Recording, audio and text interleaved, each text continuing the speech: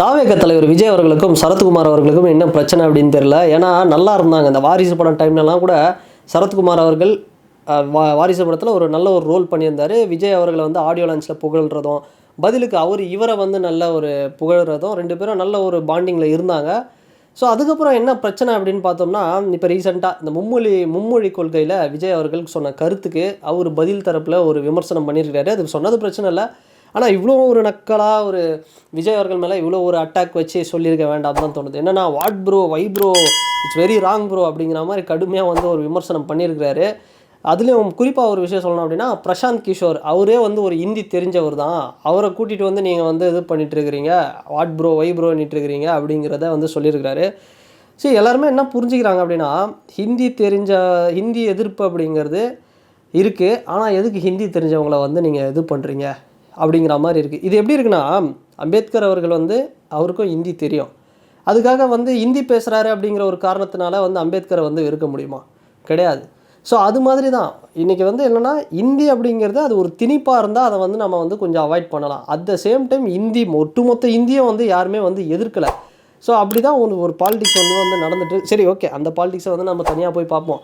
So இப்போ வந்து என்ன அப்படின்னா, இந்த மேட்ரு இப்போ ரீசெண்டாக அவர் சொன்னது, இந்த why bro, what bro, wrong bro அப்படிங்கிற மாதிரி விஜய் அவர்கள் அட்டாக் பண்ண ஒரு விஷயம். இதை வந்து எப்படி பார்க்கணும்னா, இந்த வாரிசு படம் டைமில் செம்ம க்ளோஸாக இருந்தாங்க. கிட்டத்தட்ட சமத்துவ மக்கள் கட்சி எப்படியாவது வந்து விஜய் கட்சி ஆரம்பித்தார்னா அது கூட வந்து ஒரு அலைன்ஸ் வச்சு ஒரு 2 சீட்டு, ஒரு 3 சீட்டு எம்எல்ஏ சீட்டு வாங்குவோம், அந்த லெவலில் தான் வந்து ட்ராவல் பண்ணலாம் அப்படின்னு இருந்தார் ஒரு கூட்டணி, ஒரு தோழமை கட்சியாக. அதுக்கப்புறம் என்னென்னா, இந்த 2024 லோக்சபா எலெக்ஷனில் பிஜேபி வந்து அவருக்கு கால் பண்ணாங்க. அது மிட் நைட்டில் கால் பண்ணி பிஜேபியை வந்து கூப்பிட்டாங்க. பிஜேபி உடனே வந்து கிளம்பி போயிட்டு நான் அது சேர்ந்துடுறேன் அப்படிங்கிற மாதிரி அவரோட கட்சியெல்லாம் வந்து கலைச்சிட்டு போய் பிஜேபியில் சேர்ந்தார். அதுக்கப்புறம் ராதிகா சரத்குமார் அவர்களுக்கு விருதுநகர் தொகுதியில் வந்து சீட்டு கிடச்சிது. இதெல்லாம் வந்து நடந்த ஒரு விஷயம். ஸோ இவ்வளோ ஒரு க்ளோஸாக இருந்துட்டு இன்றைக்கி ஒரு ஆர்டிஃபிஷியலாக எதிர்க்கிறாரு விஜய் அவர்களை.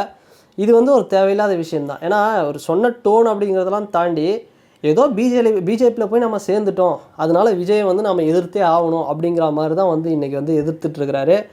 ஸோ இந்த இடத்துல எனக்கு என்ன தோணுதுன்னா, நடிகர் அஜித் அந்த மனுஷன் எதுக்காக இந்த வீடியோவில் நான் அவரை பற்றி நான் இந்த இடத்துல பேசுகிறேன் அப்படின்னா, நீங்கள் நல்லா பார்த்துருப்பீங்க, இந்த வாரிசு பட டைமில் துணிவு ரிலீஸ் ஆச்சு. துணிவில் அஜித்துடைய ரசிகர் ஒருத்தர் வந்து இறந்து போனார். அதுக்கு வந்து அஜித் பெருசாக கண்டுக்கல, அவர் சுயநலமானவர், அவர் ரசிகரையே வந்து கண்டுக்கல, இது மாதிரியான விமர்சனம்லாம் வந்து பொதுவாக வந்து வந்தது. அந்த டைமில் சரத்குமார் அவர்களோட பாலிடிக்ஸ் வந்து அது பாலிடிக்ஸா இல்லை முன்னாள் நடிகர் சங்க தலைவராக எதனால் வந்து பண்ணார், ஓகே, அது அவருடைய ஒரு கருத்து, அதை நம்ம விட்டுருவோம். பட் இவர் உடனே போயிட்டு அஜித் ரசிகரோட அந்த வீட்டுக்கு போயிட்டு இவர் நேரில் போயிட்டு இரங்கல் தெரிவிக்கிறது, ஆதரவு கொடுக்குறது, இது மாதிரிலாம் பண்ணிட்டு வந்திருந்தார். சரத்குமார் கூட வந்து பண்ணார்ப்பா. ஸோ இது வந்து க்ளீனாக தெரியுது இது எதுக்காக வந்து போனார் அப்படிங்கிறது. வந்து நம்ம ஓகே, ஒரு விஜய்க்கு அந்த டைமில் வந்து நம்ம வந்து ஒரு சப்போர்ட்டாக இருப்போம் அப்படிங்கிற மாதிரி போனார். அதுக்கப்புறம் அவர் பிஜேபியில் போனதுனால இப்படிலாம் ஆச்சு. ஸோ இன்றைக்கி வந்து இவ்வளோ கடுமையாக வந்து ஒரு விமர்சனம். இன்றைக்கி வர்றவங்க எல்லோரும் பார்த்தோம் அப்படின்னா நல்லா இருந்தாங்க. சரி, வேறு வழியே இல்லாமல் இப்போ சீமானவர்கள் கூட பார்த்தோம்னா வேறு வழியே இல்லாமல் அரசியல் களத்தில் விஜயை வந்து எதிர்க்க வேண்டியதுனால் சும்மா ஒரு ஆர்டிஃபிஷியலாவது எல்லாருமே வந்து எதிர்த்துட்ருக்குறாங்க. ஸோ இந்த போக்கு வந்து எங்கே போய் முடிய போகுது அப்படிங்கிறது தெரியல. ஏன்னா ஆரம்பிச்சிட்டாங்க இப்போவே. ஏன்னா ஒரு வருஷம் தானே இருக்குது இப்போ எலெக்ஷனுக்கு. இப்போவே வந்து ஸ்டார்ட் பண்ணிட்டாங்க. மேபி இப்போ பிஜேபிக்கு அவர் வந்து லாயலாக இருக்கிறாரு. மேபி அவங்களுக்கு ராதிகா சரத்குமார் அவங்களுக்கும் சரி, சரத்குமார் அவர்களுக்கும் சரி, 2 பேருக்கும் வந்து ஒரு எம்எல்ஏ சீட் வந்து கொடுத்தாலும் பிஜேபி எந்த ஒரு ஆச்சரியப்படுறதுக்கும் இல்லை. ஸோ இன்னொரு பக்கம் அவரே திரும்ப வந்து வெளியே வந்து விஜய்க்கு அவர்களோட கட்சியில் சேர்ந்தாலுமே சரத்குமார் அவர்கள் இல்லை நான் நிற்க போகிறேன், உங்கள் கட்சியில் வந்து இணைய போகிறேன் அப்படின்னு சொன்னாலும் அதுலேயும் எந்த ஒரு மாற்றமும் இல்லை. அதுதான் சொல்கிறேன், அஜித் இந்த விஷயத்தில் வந்து எனக்கு அவருடைய அந்த பொறுமை, அதை பார்த்து நான் வந்து ரொம்ப வியக்கிறேன். ஏன்னா அவர் க்ளீனாக பார்க்குறாரு, வாட்ச் பண்ணுறாரு எல்லாருமே எப்படி அப்படின்னு. இவங்க இப்படி பேசுவாங்க, இன்றைக்கி அவங்க இப்படி பேசுவாங்க, மீடியா இன்றைக்கி இப்படி பேசுவோம், மக்கள் இப்படி சொல்லுவாங்க. இது எல்லாருமே யார் வேணால் சொல்லிட்டு நம்ம எதுக்குமே ரியாக்ட் பண்ண தேவையில்ல. போயிட்டு ஏதாவது ஒரு ஃபங்க்ஷனில் போய் பேசுகிறது, யாராவது ஸ்டேஜில் போயிட்டு ஈவெண்ட்டில் பேசுகிறது, அப்புறம் ஏதாவது ஒரு கருத்தை இன்றைக்கி தெரிவிக்கிறது, இல்லை ஒரு ஏதாவது ஒன்று. இந்த பாலிடிக்ஸ் எதுலேயுமே நான் மீடியா இன்டர்வியூ எதுலேயுமே நான் இன்வால்வ் ஆகலடா, நான் என் வேலையை பார்க்குறேன்டா அப்படிங்கிற மாதிரி. ஏன்னா அது அவருக்கு தெரிஞ்சிருக்கு, க்ளீனாக தெரிஞ்சிருக்கு இவங்க இதை பேசுவாங்க. இன்றைக்கி வந்து நம்மளை சூப்பர். இன்றைக்கி அஜித்துனா பிடிக்காத, பார்த்தாலே எரிச்சலாக இருக்கிறவங்க தான் இன்றைக்கி விஜயுடைய அரசியல் பிடிக்காமல் விஜய் அவர்களுடைய அரசியல் பிடிக்காமல் அஜித்துக்கு வந்து சப்போர்ட் பண்ணிருக்கு. அஜித் மாதிரி ஒருத்தர் நல்லவரை நீங்கள் பார்க்க முடியாது.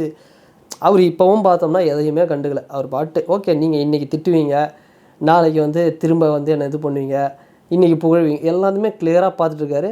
அரசியல் விஜய் அவர்களுக்கு எந்த அளவுக்கு தெரியுதோ அந்த அளவுக்கு வந்து கிளியராக இந்த அரசியல்னால் என்ன அப்படிங்கிறத அஜித் சாரும் தெரிஞ்சு வச்சுருக்கிறாரு.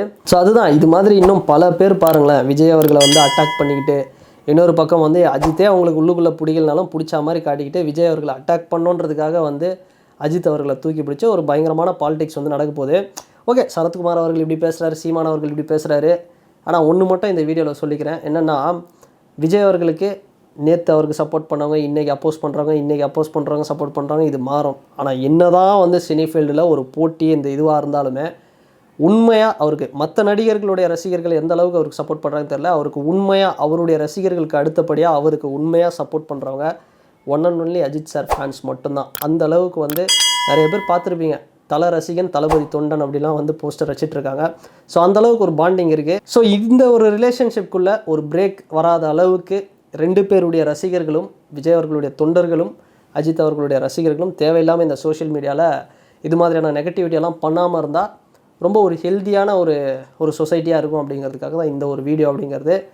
ஸோ பார்க்கலாம் இன்னும் என்னென்ன கூத்தெல்லாம் நடக்க போதோ அடுத்த ஒரு வருஷம் எலெக்ஷனுக்குள்ளே. ஸோ வெயிட் பண்ணி பார்ப்போம். அண்ட் இந்த வீடியோ பற்றினா உங்களோட கருத்துக்கள் என்ன அப்படிங்கிறத இந்த கமெண்ட் செக்ஷனில் பதிவிடுங்க.